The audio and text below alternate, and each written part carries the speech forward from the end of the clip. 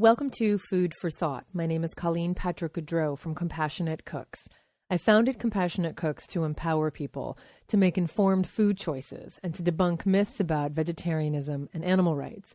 You can learn more about who we are and what we do by visiting our website, compassionatecooks.com, and you can connect with other listeners by joining our message board at compassionatecookscommunity.com. You can also be part of our new Compassionate Cooks Club by becoming a Compassionate Cooks member, which includes special perks and discounts and members-only treats. So check out compassionatecooks.com for more information and to become a member. Before we get started on the topic of today's episode, I'd like to thank our listener sponsors. First and foremost, I'd like to thank Cindy Rook in Arizona, here in the United States. Cindy's email was short and sweet, saying that it was quite sincerely, quote, quite sincerely, my pleasure to assist Compassionate Cooks in this small way, end quote. It may be small to Cindy, but it's huge to Compassionate Cooks. So thank you very, very much, Cindy, for your very generous sponsorship. Our second sponsor is Joselle Palacios. I hope I pronounced your name correctly, Joselle. And Joselle has a wonderful story about becoming vegetarian, and I encourage you to check it out. You can read it on our Joyful Vegan Stories of Transformation blog, which you can get to through our website, compassionatecooks.com. When she became a sponsor, Joselle wrote the following. She wrote, I am sponsoring an episode in honor of my boyfriend, Brian Cantorek, a compassionate, loving, gentle, supportive, fun, and all-around amazing person who also happens to be vegan. Since meeting him, I've gone from eating a bloody steak, piece of dead cow, really, but I wouldn't have called it that then, for the birthday dinner he treated me to, and he didn't judge me, just asked if I was sure I didn't want it cooked more, to giving up eating all land animals, not buying leather, purchasing beauty products without animal ingredients, and pretty much buying only vegan cookbooks after years of ignoring the vegetarian cookbooks. Thank you so much, Colleen, for your work. I can honestly say it has changed me to my core. And thank you so much to Brian for your years of commitment, integrity, and honor to the animals and people. Our relationship has not only taught me how to love you, but to extend that love to myself and all other beings. I love you very much. Your podcast, Colleen, and my relationship with Brian have been the biggest influences on me in this past year. So thank you, Joselle. Thank you to Brian as well. And again, check out the Joyful Vegan Stories of Transformation to read more about Joselle's story of transformation. And last but not least, I'd like to thank Megan Shannon. Here's an excerpt from Megan's email. Quote, I have always been a health nut, and in January of 2008, I was directed to John Robbins' book, Healthy at 100, which documents how cultures subsisting on plant-based diets tend to live longer. Robbins' book, along with Skinny Bitch, it convinced me to try veganism. I experienced health benefits almost immediately. Until then, I was an asthmatic who used a steroid inhaler and a rescue inhaler to control attacks. Soon after I went vegan, I gave up both inhalers for good and haven't experienced any shortness of breath since. It's amazing. That's awesome. However, that was my editorial input. However, continues Megan, although I was vegan, I didn't want to become one of those, quote, animal rights freaks. I told all my friends that I was giving up animal products for my health because I was afraid I would lose friends if I changed my life for the animals. But I soon discovered your podcast on iTunes. At first, I listened only to the episodes on nutrition and avoided the ones that discussed animals. Ironically, you're the sponsor of today's episode, Megan. I thought it would just be too painful to listen. But even when you discuss nutrition or your favorite foods, your love for animals shines through. I eventually became brave enough to try other episodes and was shocked by the episode on what's wrong with eating eggs. Finally, one of your podcasts led me to Gail Eisnitz's Slaughterhouse, and then I opened my eyes. I have never been what I consider a big animal lover because I don't have pets, but I certainly don't believe that animals should suffer the abuse of factory farms, and I certainly don't believe animals should have to die for me to eat. Now I speak plainly and openly about animal rights, and I tell people we do not need to eat animals to survive. To my surprise, even though I speak up for the animals, I haven't lost any friends. Your podcasts have helped me to find my voice and engage in open and honest dialogues. Before your podcast, I was hesitant to even call myself vegan. I would instead say I don't eat meat, dairy, and eggs. Now I proudly say I'm vegan and even have a bumper sticker on my car that proclaims it. I'm in the process of starting a vegetarian student organization at the university where I work, and I hope that we will soon pass out literature on animal rights. In short, your work has helped me to find a diet that fully reflects all my values: good health, environmental sustainability, and compassion for animals. You give people like me so much sustenance and hope. I just love that. That is so fantastic. Thank you so much, Megan, for your support and for your lovely email. And you reminded me, I want to just tell people about, which you probably know about, but the podcast sampler CD is a way to give people this information who are willing to hear it. And the podcast sampler CD has 5 episodes on it. We're approaching our 100th episode, so I certainly couldn't fit all of those on one CD. So it's just one CD, and it just gives people an idea of what this podcast is about and how I approach it, and suggestions I have and information. So people and activists are using this CD to distribute. It's very inexpensive. It's $1 for each CD, but for people who buy, 100 at a time, it's $65. So it's a really reasonable way to just get a lot of information packed into this one little CD that you can give to people. So I just want to make sure people know about that. It's been a really great tool for activists or advocates or just, people who want to spread the word. Also, for those who want to proclaim their veganness, we have a wonderful line of new joyful vegan products, including bumper stickers. So if you want to put a bumper sticker on your car that says joyful vegan, or wear a t-shirt that says joyful vegan, or a tote bag, check out Compassionate Cook's website. And then from there, it will direct you to our Cafe Pressed store. Okay. So I just wanted to make sure y'all knew that, because what Megan said just reminded me of it. If you would like to become a sponsor like Megan and Joselle and Cindy, we could really use your support. Sponsorships have been a bit scarce. So if you're able to help at all, please consider becoming a sponsor. Any and every amount helps this podcast. I can't stress that enough. And you get some fun thank you gifts in return. You can sponsor for $5 a month or $10 a month. We have $25 a month sponsors, or you can make a one-time contribution. It could be $20, $30, $50, $100, whatever you're able to do. You really help support this podcast. So please visit CompassionateCooks.com, click on support our podcast for your options. And thank you very much. I appreciate all your help, and I appreciate all of your fabulousness. You're just some awesome people out there. I'm so impressed by you daily. So today we're going to talk about rabbits. Rabbits are a huge part of our consciousness in so many ways. I don't know if you've ever thought about it, but they're part of our consciousness, part of our culture in a variety of ways, both in the ways that we exploit them and in the ways they permeate popular culture. And I'm going to go through some of these ways. They are raised and killed for human consumption all around the world. They're hunted and are victims of blood sports. They're research subjects in vivisection labs and victims of product testing. They're farmed and killed for their fur, or they're plucked and then killed. In the case of wool, in the case of Angora rabbits, they're sold at Easter time, and then they're often discarded when people realize they're not just fuzzy toys, but living beings with needs and personalities. They're sold in pet stores as food for pet snakes. They're given away as prizes at fairs. They're bred by people who make a profit selling them as pets or as show animals, and they're kept in children's classrooms where they're just tools rather than cared for properly. In shelters across the country, rabbits, neglected by people who are no longer willing or able to care for them, rabbits are the 3rd most commonly euthanized animals. Given all this, it's a wonder how a dismembered rabbit foot could possibly represent good luck.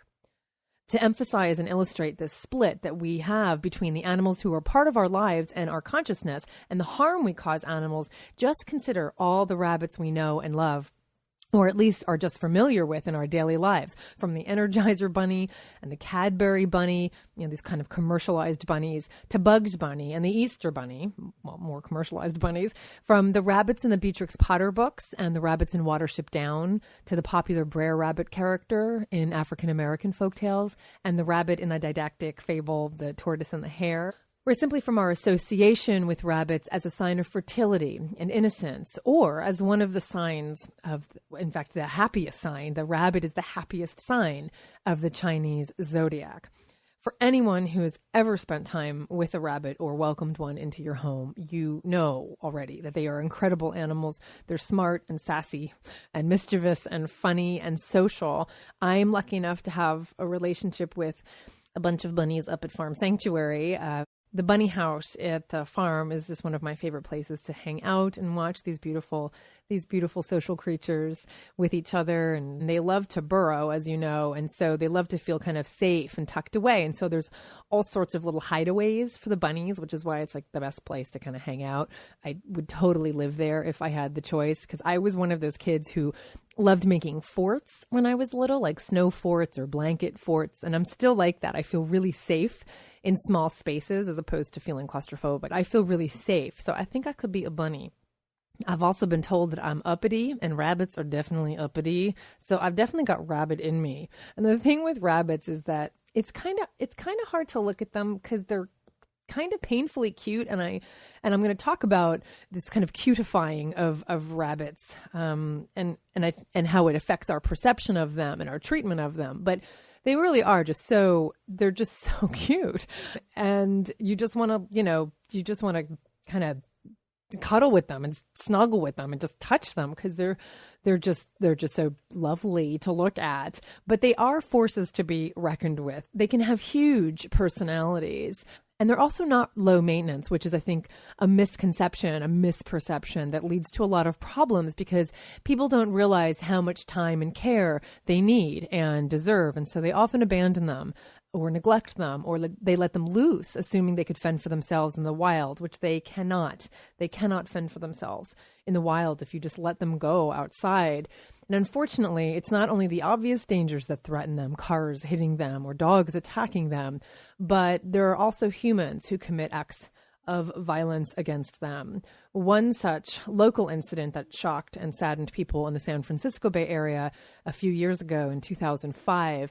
It does have a happy ending, thanks to some amazing and compassionate people and some amazing animal organizations. But I'd like to tell you about a story about Phoenix, who is an amazing little rabbit. On October 2nd, 2005, police in Vallejo, California, which is just about a half hour from Oakland, responded to a call from a person who found a terribly injured rabbit in her neighbor's backyard. And where this rabbit was found, there were also cigarettes and lighter fluid and a lighter. Amazingly, this little rabbit survived and was taken to the local humane society where he began to get treatment for his injuries. Essentially, a teenage boy had burned him alive, dousing him with lighter fluid and lighting a match. Phoenix, who is appropriately named after the mythical bird that dies in flames and is reborn from the ashes, Phoenix was taken care of by these wonderful rescuers and then ultimately by Marcy Schaff of Save a Bunny. And they took the rabbit into their care, Marcy did, and nursed him back to health. Phoenix endured second and third degree burns over much of his body, and his ears were very badly burned. He also suffered from open wounds and cigarette burns. And you can see all of the photos of Phoenix's progress and recovery at saveabunny.org. And I encourage you to go there so you'll see the photos of what he looked like when he was first rescued. And they're not pretty photos, but you'll also see the photos of him now. Phoenix eventually did lose his ears and had extensive ear canal surgery, but he has found a lifelong home at Save a Bunny where he will always be protected and always be loved. If you have never done hands-on animal care, you will never know the time and commitment and resources and money it takes to save a life. Like Phoenix, I am constantly impressed and in awe of and grateful to people who do hands-on animal rescue. And as you'll read on Save a Bunny's website, Phoenix required months and months and months of care. And because of these wonderful people, he is alive and thriving today. And in fact, I just saw him tonight. He's the sweetest little bean. He's got so much energy. He amazingly has affection for human beings, when he really has every right to never look at a human being again. And he serves for Save a Bunny as a teaching ambassador for all the bunnies at this organization to educate people and to raise awareness. Save a Bunny, by the way, just to follow up on the rest of the story, Save a Bunny worked with law enforcement officials to find and arrest the assailant, and they did ultimately arrest this teenage boy. And Save a Bunny testified on behalf of Phoenix in juvenile court. Ultimately, the defendant took a plea bargain, which means he admitted wrongdoing and was put on probation. He was not convicted because of the plea bargain, but he was not convicted of a felony, but rather put on probation. And one of the conditions was that he would be required to have counseling, which is obviously vital to help this boy and prevent these atrocities from taking place again. So that's ultimately what happened in on the legal side of the case. And I'm going to talk more about Save a Bunny in a bit, but I want you just to know about who they are and check out their website, saveabunny.org, to check out the great work they do. And if you want to see videos and photos and the whole story of Phoenix's plight and recovery, you can go directly to the web page about Phoenix, which is saveabunny.org/phoenix.php, P as in Paul, .php, and you can go right to Phoenix's webpage. Anyway, I know it's really difficult to hear these stories. It's incredibly heartbreaking. Nobody should suffer like that. And rabbits in particular, I think, are really misunderstood. Most people don't know how smart they are, how social they are, how much they bond, not only with their own guardians, but with other rabbits. As much as they're fiercely territorial, and rabbits are fiercely territorial, they're also fiercely committed to those with whom they bond. They have distinct personalities like all animals. They know their names, they love to dig, and they love to run and play. And of course, they love to chew. So it's imperative that they have proper outlets for such things. What they are not are toys. And this is a mistake many people make.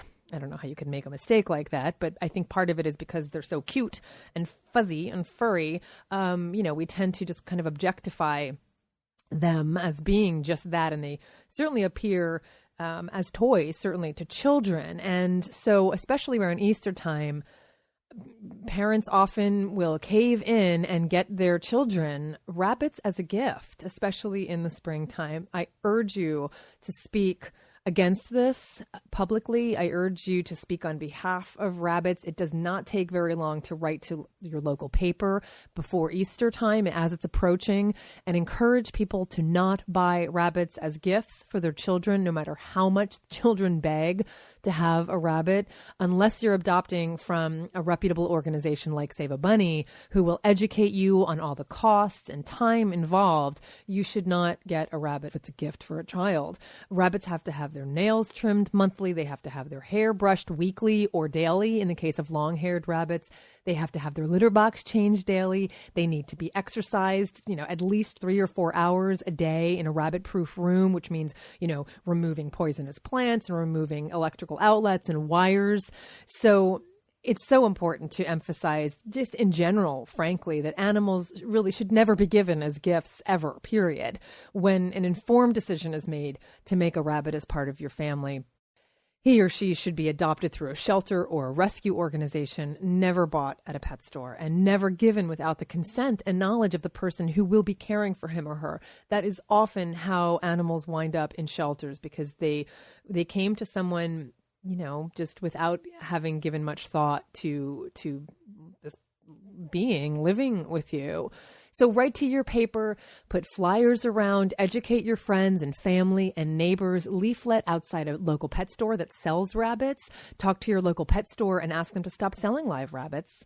Doesn't take much to ask. It doesn't take much to raise awareness about this issue. Despite their cuteness, rabbits are not great companion for kids. Once they hit puberty, they don't like to be held. They spray urine as a way to mark their territory, and they can become very territorial, and they can become aggressive. So they're not great for kids. Also because they're very delicate. They can have heart attacks very easily.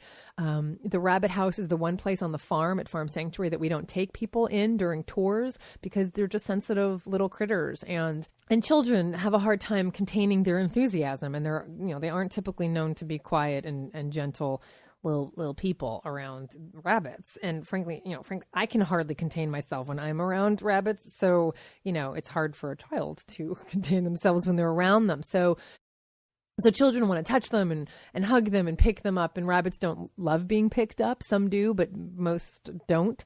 They can scare very easily. So these are just some reasons to discourage people from buying a rabbit for their children as a gift. Okay, so that's just first and foremost, kind of in a nutshell.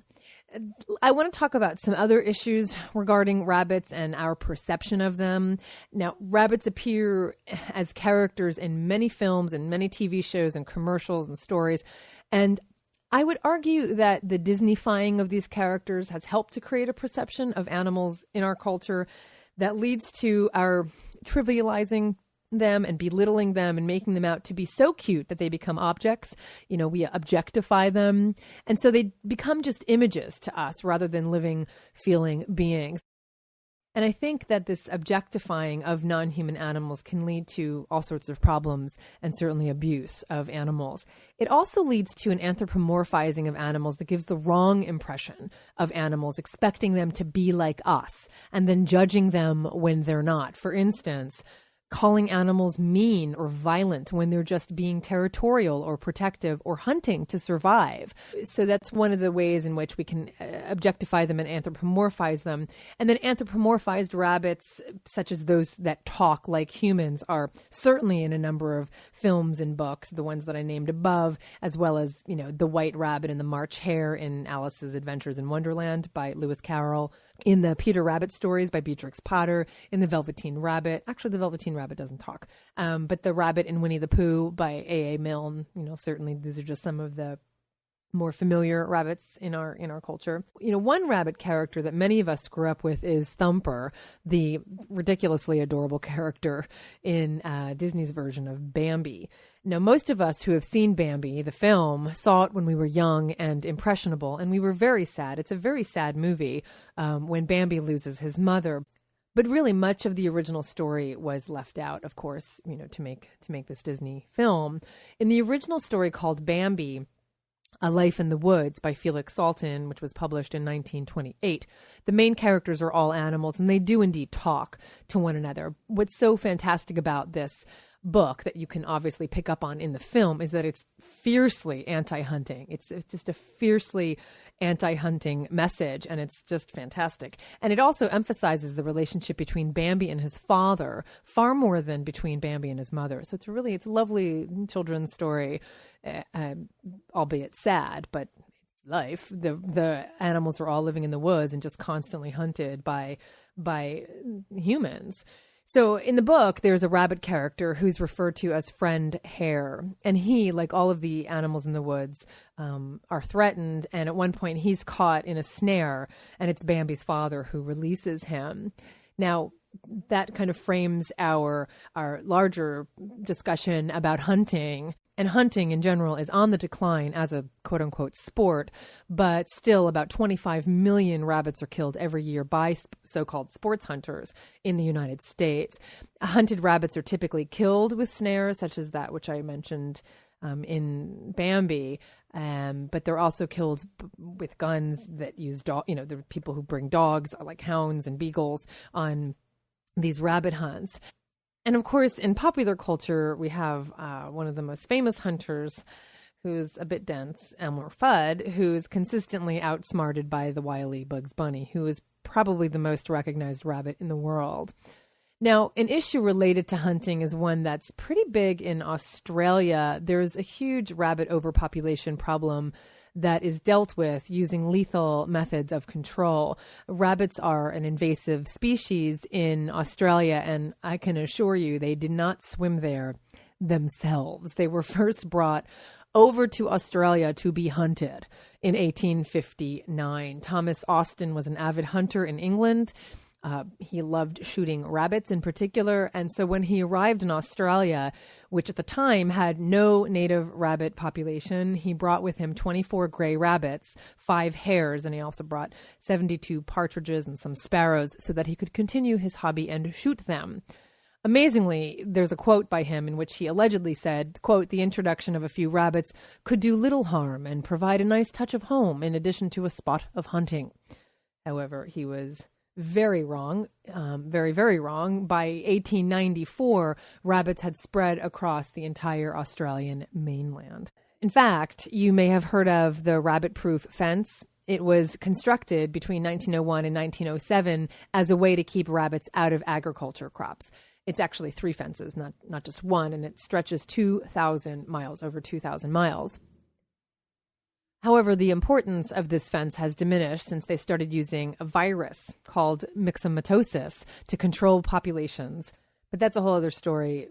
Speaking of pest control and pop culture, I can't help mentioning a film that you may have seen. It was made in 2005, and it was called Wallace and Gromit and the Case of the Were-Rabbit.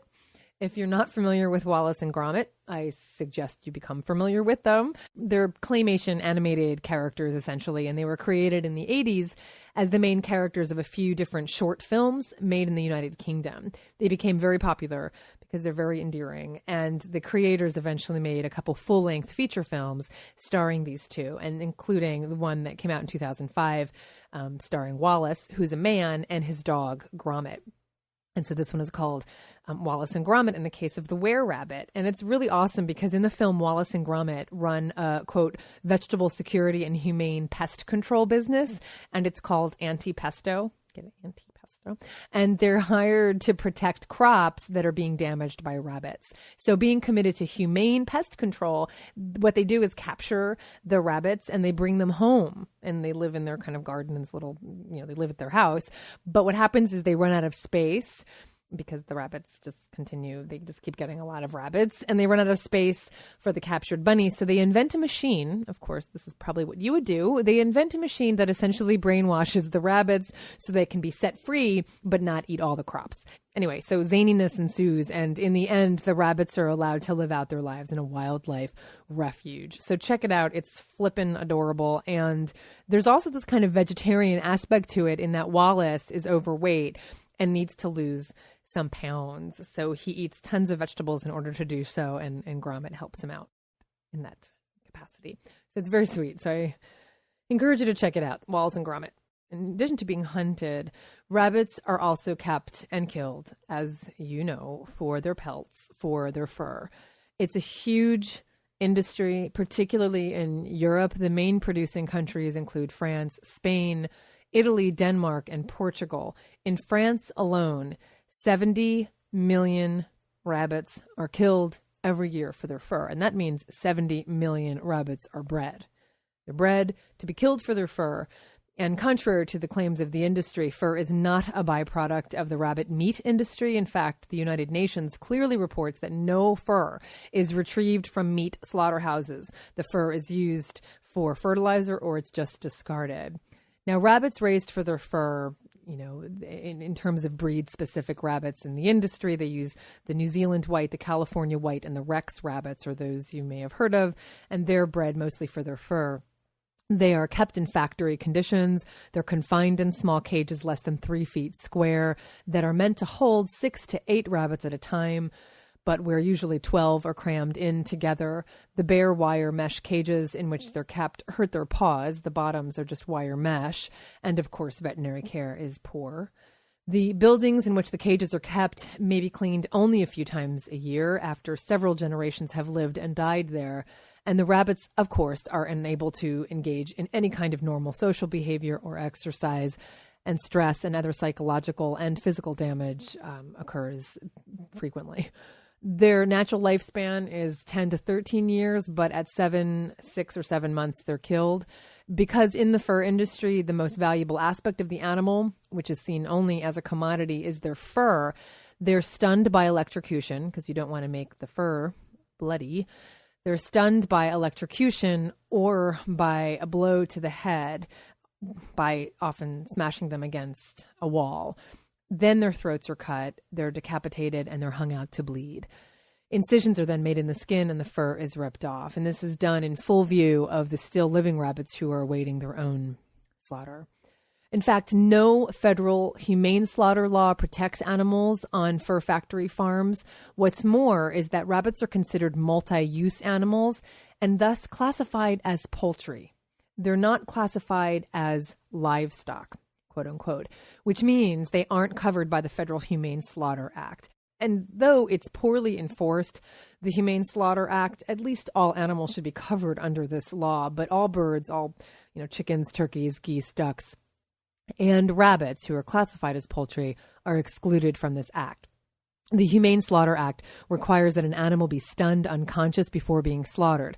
No law requires that rabbits be stunned, so many have their throats slit while they're still alive, and they're often skinned alive. Anyone who wears a rabbit coat or a coat that has rabbit trim or accessories with rabbit fur, such as scarves and hats, most likely have no idea what's involved. It's another example of an animal exploitation industry keeping the truth from the public and sanitizing the final product, marketing it as a symbol of luxury and warmth and style. And I know that when you see people with fur, you just know, you think they have to know that an animal, that several dozen animals suffered for that coat or for that fur trim. And I know you just can't imagine someone could wear that and be in denial, but it is very powerful. And I'm not making excuses at all, but I'm just saying it is amazing what people say to justify wearing fur. It's absolutely amazing. They just want to believe that there was no harm involved, and that's what they have to tell themselves in order to do it. So one thing you can do is certainly educate people, and I suggest it be done in a thoughtful, effective way, but we certainly need to educate people about this issue. And, it takes 20 to 30 rabbits, for instance, to make one coat, but rabbit fur used for fur trim, is a huge industry. It's a $500 million industry, rabbit fur trim. And it's used on collars and cuffs, in coats, in outerwear, on dolls and toys and novelty gifts. And in fact, fur trim has become really popular because the fur industry very brilliantly figured out that though there are many people who won't buy a fur coat, most people won't think twice about buying a coat with fur trim. And what's even worse is that many recent investigations have found that even when labels say fake or faux, it's blatantly mislabeled. So even if a label says fake, it's often real rabbit fur. And though I know that there are designers out there using faux fur and people applaud that, it's great they're not using real fur. One is that it could actually be real fur if they're not really investigating the, where the rabbits come from. But I have to say that even wearing faux fur, because it often looks very real, it just leaves the impression that you're promoting fur. And I know you could say the same thing about leather and suede, kind of faux leather and suede. So I'm walking a thin line here, but I just would never wear faux fur because I just don't want to make it seem like I'm actually promoting fur products, because that's one of the ways that, someone isn't going to stop and think, is that fake or is that not? And you don't have the opportunity to tell them. So that's just my personal opinion. You won't be finding me wearing any faux fur.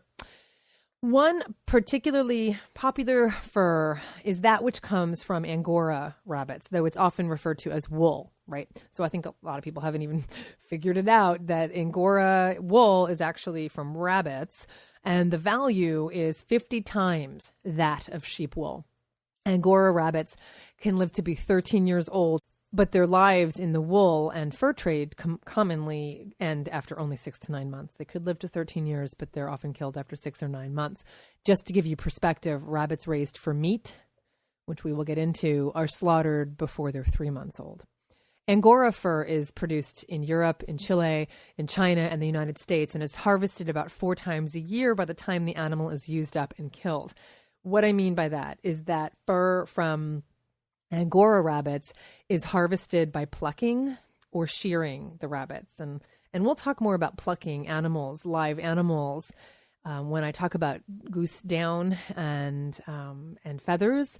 But that's the idea here, is that, for instance, in France, rabbit hair is pulled out. It's not sheared, which is incredibly traumatic for the animals. It often produces shock and it causes considerable pain. Outside of France, most rabbits are shorn every 90 to 100 days with hand scissors or electric shears. And, some rabbits wind up living and being used for many, many years, for 8 to 10 years. Apparently, the highest quality comes from those who are 6 to 9 months. And so they're killed after that time. I don't know which is worse. I'm inclined to say at least the ones who are killed at 6 to 9 months are that's it. They're done. They're out of their misery. The ones who go on for 8 years, it's just so horrific. In China, with its annual production of 20 million rabbits, they're generally slaughtered quite young after the second or third clipping. And in Asia, 50 to 70% of the cash returned for each animal is gained from the hair. And then the balance is drawn from the export trade of rabbit meat to Europe. Speaking of meat, well over 1 million tons of rabbit meat are produced annually, accounting for hundreds of millions of rabbits slaughtered. In the U.S., more than 2 million rabbits are raised and slaughtered for their flesh each year. And it's known, primarily as like a cottage industry, a backyard industry. But American rabbit meat production is pretty big. It's largely unregulated by the federal authorities, and it's removed from the public eye. The largest producers in the world in terms of international production are China, France, Italy, Spain, and several South American countries. Rabbit meat industries have recently been established also in Egypt and are developing in India, thanks in part to the Food and Agriculture Organization of the United Nations, the FAO, who promotes meat production in these areas. Americans eat 8 to 10 million pounds of rabbit meat every year. Rabbits raised for their flesh are confined in what are called fattening stations, where they're kept in tiered banks of hutches or crates made with wooden frames and wire mesh floors and sides, and similar to how mink are kept on fur farms, if you've ever seen what these crates look like. And they're almost identical to the battery system used for chickens, for hens, for egg-laying hens. The standard rabbit hutch, if you can call it that, is 18 by 18 by 24, 18 inches by 18 inches by 24 inches. These living conditions, quote unquote, are designed, of course, to produce the most amount of marketable meat in the shortest amount of time at the lowest cost. This is a system with which you are already familiar. It's no different here. Confinement of the rabbits, automated methods of daily care, automated distribution of pelleted feed. Of course, they don't graze. The suppression of natural instincts, the suppression of natural behaviors, the suppression of normal social interactions are all common. The rabbits suffer from all the same problems as do all industrially raised animals: space deprivation, poor ventilation, manipulated lighting, and consequently they exhibit a range of neurotic behaviors like self-mutilation, such as fur plucking, and sometimes aggression, such as ear biting. Just as with hens confined in cages and sheds in order to take their eggs, rabbits, too, suffer from the ammonia fumes created by their urine. And the more densely packed the rabbits are, the more likely they are to develop medical problems. As with all animal exploitation industries, I know we talked about this a bit in a couple other episodes, in order to produce thousands and thousands, millions of animals only to kill them, you have to have breeders, right? So in the meat industry, the female rabbits, the breeders called does, experience a continuous cycle of overlapping impregnation, gestation, birth, and nursing. So she's inseminated and gives birth to her first litter about a month later. She usually has about 7 or 8 bunnies. And after her first 2 weeks of nursing, she's bred again. And she continues the cycle, or she's forced to maintain the cycle for 3 years until she's killed for her second grade meat, but not before. She will most likely contract some form of reproductive cancer, ovarian cancer or uterine cancer or mammary cancer.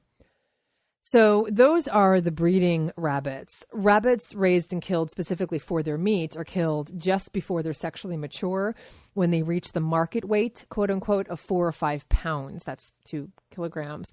And that's usually at about 12 weeks old. And again, rabbits could live up to 10 or 13 years. The rabbits are crushed into crates once they're ready to go to slaughter that are stacked in tiers on open, multi-tiered flatbed trucks and transported considerable distances to the slaughterhouse. The distance between the rabbit growers and the rabbit slaughterhouses is often several states away. I've talked about this before. The transportation is incredibly stressful, and all the other animals who go to slaughter from wherever they're being reared, raised, bred, they have to go thousands of miles to the slaughterhouse, and there is no consideration for the stress of the animal, the fear that they're experiencing, or just the general welfare during these long trips in extreme weather. And many die. Many rabbits die by the time they reach the slaughterhouse. Once they reach the abattoir, once they reach the slaughterhouse, rabbits are killed in one of two ways. Usually, the rabbit is held by his rear legs and by the head and stretched out full length.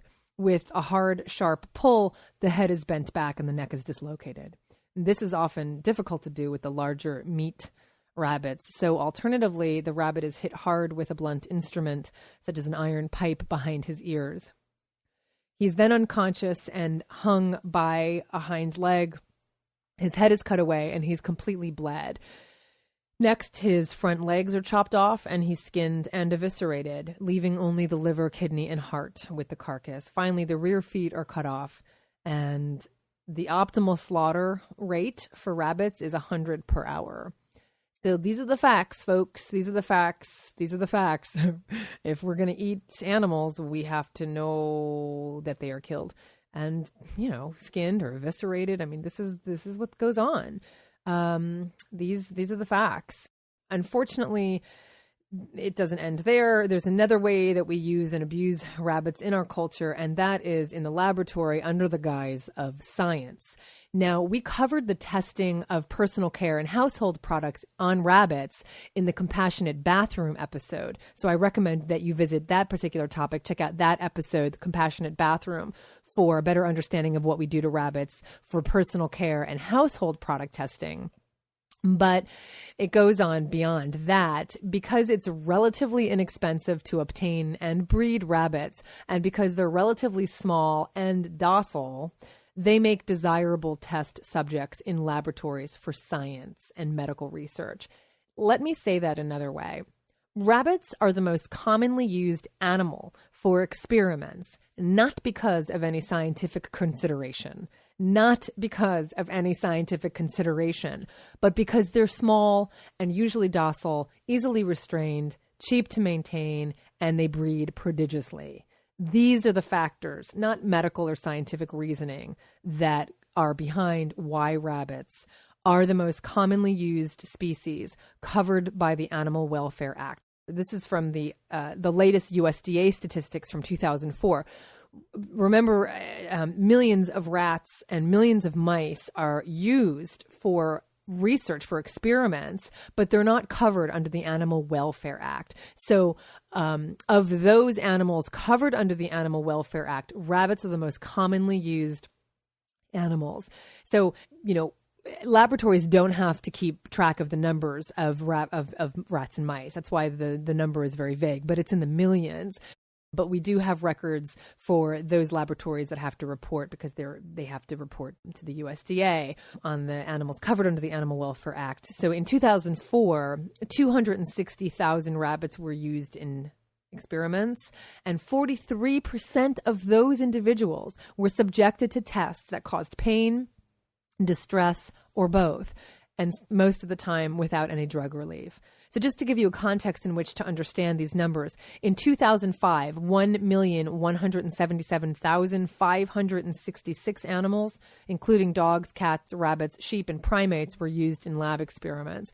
More than 260,000 of these experiments were conducted on rabbits, and millions of rats and mice were used. I just have to say that again because I want them to be represented, even though they're not in that number reported by labs to the USDA.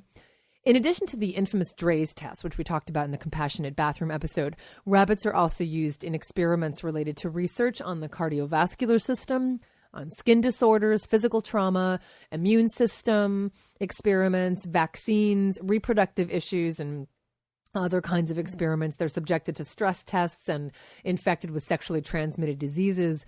Rabbits are also extensively used in the study of bronchial asthma, stroke prevention treatment, cystic fibrosis, diabetes, and cancer. Aside from the invasiveness and the pain of these experiments, you can imagine the living conditions in laboratories are poor. The rabbits are fed a controlled diet of pellets rather than the hay and greens on which they would normally live, and they're kept in isolation. This results in boredom and illness and stereotypical behavior such as chewing on cage bars and excessive licking. Rabbits are killed after the test is over so that their organs can be examined. Here are some examples from scientific literature of some of the kinds of experiments done on rabbits. At the School of Biological Sciences at the University of Nottingham, rabbits had their spinal cords crushed with a pair of forceps in order to cause partial paralysis.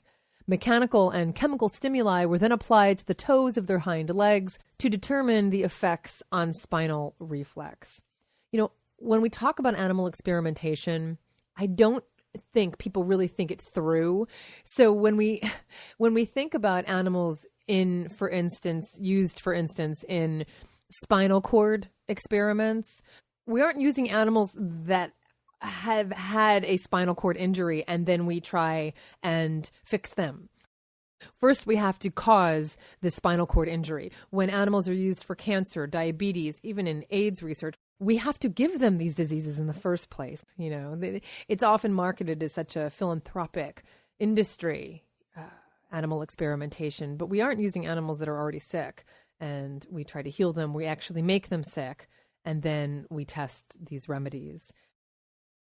So I just think it's important to, I just feel like it's important to point that out, just kind of thinking it through to the nth degree, because I don't think people realize or want to think about it, that we actually first break animals in order to experiment on them. At the University of Hull, limbs were lengthened to establish the effect on the animal's range of joint movement. From this, the vivisectors made the astounding discovery that the rabbit's motion decreased the further the limb was stretched. Amazing. Rabbits used at St. George's Hospital Medical School in London endured broken limbs for up to 28 days in an investigation into the effects of human bone protein on the healing rate of fractures. So those are just some typical common experiments that are done on rabbits. Another area in so-called science that causes great concern with animal advocates and ethical people in general is the patenting of animals. We'll have to talk more about this in another episode, but I wanted to just mention it here. This is something that's happening more and more as animals are simply viewed through a Cartesian lens, seeing them as things for us to do with as we please, things, and not living, complex, feeling beings. According to U.S. patent law, anyone wishing to use the patented product would be required to obtain permission from and usually pay a fee to the patent holder. So animal patents, there are so many ethical considerations around animal patents. But the main thing to know is that they're basically there for economic gain. They provide an incentive to hurt animals for economic gain. And the AAVS, the American Anti-Vivisection Society, is challenging patent number 6,924,413, which is seeking to patent rabbits whose eyes are fixed open and then intentionally damaged to serve as models for corneal damage in humans. The patent covers not only the process used to inflict damage on the animals, but also the damaged animals themselves, and not just rabbits, but other non-human mammals and birds are also able to be patented. Monkeys, dogs, cats, guinea pigs, rats, mice, goats, sheep, cows, pigs, and chickens have all received this damage, and they're covered under this patent. So according to this patent, the rabbit's eyelids or the other animal's eyelids are glued open or held open using retractors, so they cannot blink.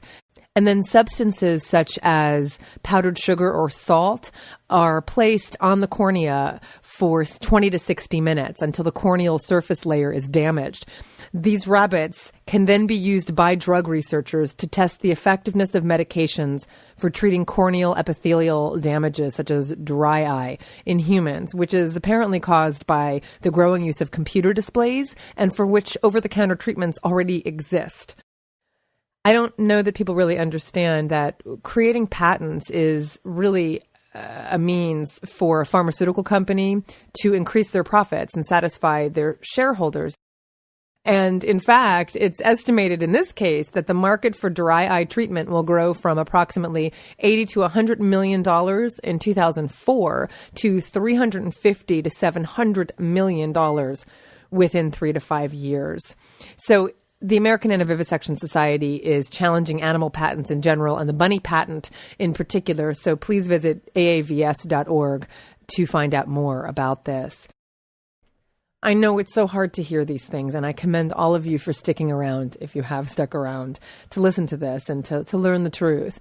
If you want to get involved helping bunnies, I want to tell you about Save a Bunny. I want to tell you about a really wonderful organization that is helping bunnies, saving bunnies, rescuing bunnies, and educating people about bunnies, really making a huge difference on behalf of rabbits. So as I mentioned before, Save a Bunny was very involved in Phoenix's plight and recovery. And those of us who are lucky enough to live in Northern California get to live close to Save a Bunny. In fact, I was just there last night and got to hang out and cuddle with and hold and admire all of these beautiful rabbits, including Phoenix, who is so incredibly strong. He went through hell, literally. He went through hell, and he is thriving and friendly and sweet and energetic and looks beautiful. He looks a little like a giant hamster because his ears were burned off, and so he has these little ears.